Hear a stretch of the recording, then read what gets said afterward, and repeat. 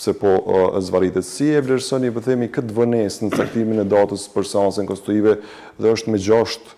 gusht, një ditë para përfundimit ose 2 para përfundimit të afatit të themi? Shparish ndalë pak të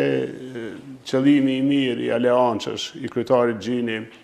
i cili shumë herët në kohë, pra me njerë pas certifikimit të rezultatit zgjedhjeve,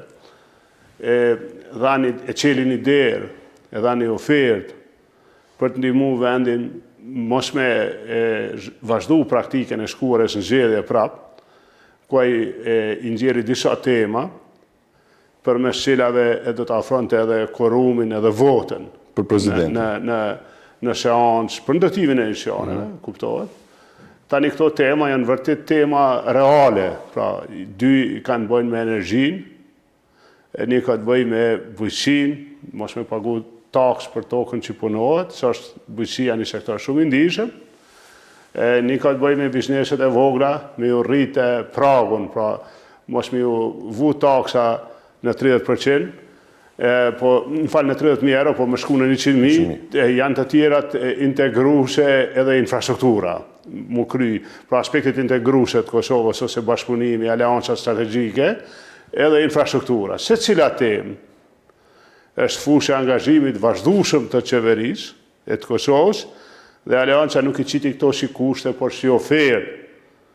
që të trajtohen këto me seriozitet, këto tema, edhe të ndihmojmë në